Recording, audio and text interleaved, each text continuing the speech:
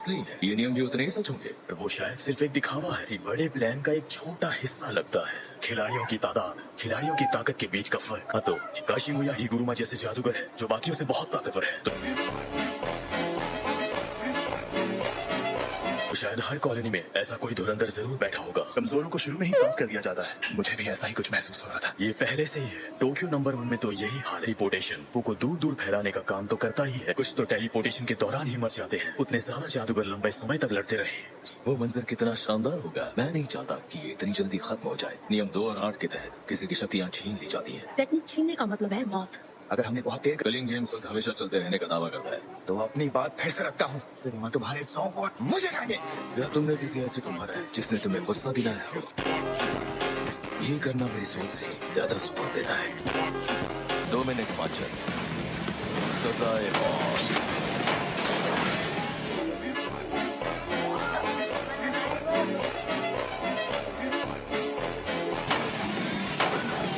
Expansion, सजाए मौत।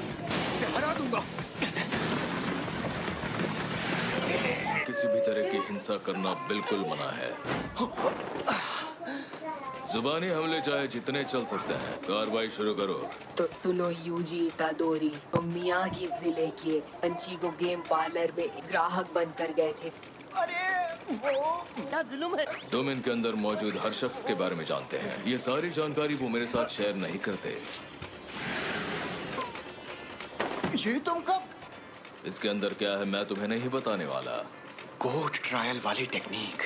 तो ये सच में डिफेंस लॉयर था। पर ये डोमेन वैसा ही है जैसा टेंगन ने बताया था। पुराने दौर के जादूगरों के लिए बहुत ही आम बात हुआ करती थी। वो डोमेन सिर्फ ये गारंटी देते थे, सीमा के बाहर गए तो हार जाओगे, जिसे बहुत कम लोग जानते हैं। जो जादूगरों को किसी की जान लेने से रोकते हैं, इसीलिए इसे समझना जरूरी है। तुम्हें अपनी बात रखने का एक मौका मिलेगा और फिर जजमेंट अपना फैसला सुनाएंगे। दोषी साबित हुआ तो क्या होगा? पर हाँ, ऐसा कुछ है जो मैं तुम्हें जरूर बता सकता हूँ। खामोशी, जुर्म कबूल करना या इनकार।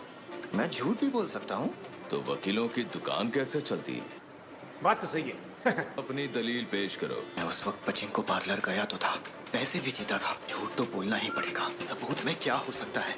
इस बात की कोई गारंटी नहीं कि जुर्म को साबित कर ही देगा। मुझे बस इनकार करना है या खामोश रहना है। नहीं, हाँ मैं गया था पर वॉशरूम इस्तेमाल करने। ना सिर्फ अंदर गया था बल्कि वहाँ जुआ भी खेला था। इस अदालत में सजा कम या ज्यादा होने जैसा कुछ होता भी है क्या? Good question. गया था, मुझे जोर से पॉटी आ रही थी तो उनका वॉशरूम यूज करने गया था। पता नहीं ये अदालत मेरी मजबूरी पर रहम दिखाएगी या नहीं। देखते हैं। मेरे लिए इसमें क्या है। उस पुरानी दुकान का फुटेज है। हाँ? सिक्योरिटी कैमरे की रिकॉर्डिंग है। क्या तुम इससे इनकार करोगे? खत्म। इसका वॉशरूम वाला बहाना पूरी तरह से बकवास है। गेम खेलने के इरादे से ही पार्लर गया था। कौन सा जुर्म हुआ? तो ये अवैध घुसपैठ का मामला है। ये तो नाइंसाफी है। कैसी नाइंसाफी? कभी कभी तो कई पार्लर एक ही काउंटर शेयर करते हैं। तो इतना कहना था और उसके अंदर जाने का सवाल ही नहीं उठता। दोषी जब्ती कर लो। मैं वापस वहीं आ गया जहां पहले थे, पर मुझे महसूस ये तो साइज भी बदल सकता है। ताकतवर निकले। मैं कर्स्ड एनर्जी कंट्रोल नहीं कर सकता। लॉ अप्रेंटिसशिप पिरोमी हिगुरुमा, उम्र 36 साल। हिगुरुमा के लिए वो एक पैदाइशी जीनियस है। सॉर्सरर के रूप में उसकी काबिलियत डोमेन के साथ डिफॉल्ट रूप से जुड़ी हुई थी कि अभी सीख ली और कर्स्ड एनर्जी से शरीर ग्रेड 1 जादूगर की बराबरी करने लगा था। खात्मा किया और हम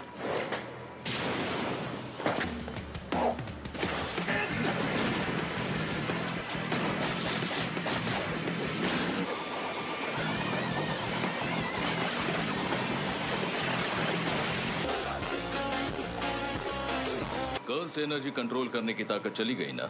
जब्ती की सजा तुम्हारी कर्स्ड एनर्जी के इस्तेमाल पर रोक लगा दी। मुझे ये सोच कर ही डर लगता है ये मुकाबला कैसे कर पा रहा है।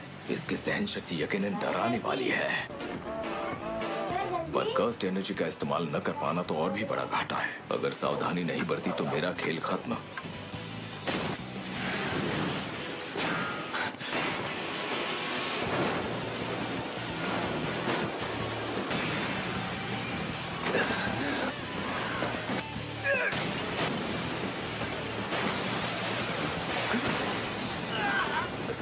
जैसे मैं किसी अटूट पत्थर से लड़ रहा हूँ। फर्स्ट एनर्जी मेरे पास वापस आओ। कोई ऐसा तरीका जो हिगुरुमा की ताकत को कमजोर कर दे। दिमाग लगाओ।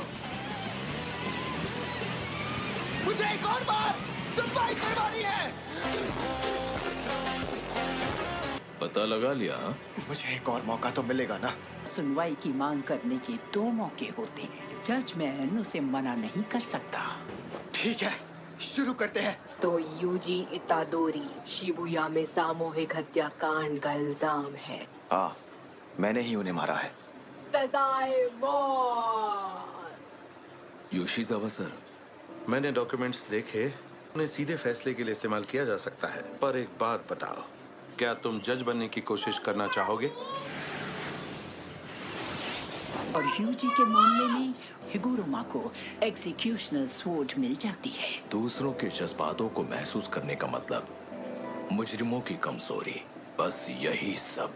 मैं बुरी तरह ऊब चुका था। तुम भी वैसे ही हो इतादोरी। सब लोग कमजोर और बदसूरत हैं। इस रास्ते पर तुम्हें कुछ भी हासिल नहीं होगा।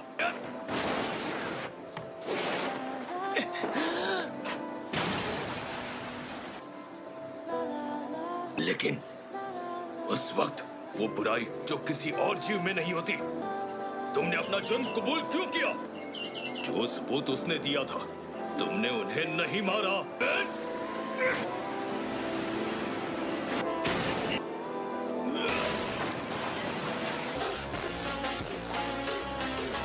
धारा 39 के कलम 1 के तहत तो उसे पागलपन की श्रेणी में रखा जाता है।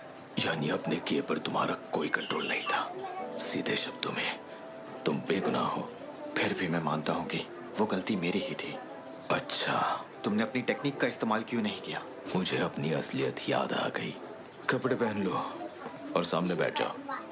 यूजी, अपनी मर्जी से किसी की जान ली है? हाँ, ली है। बहुत बुरा महसूस हुआ होगा ना?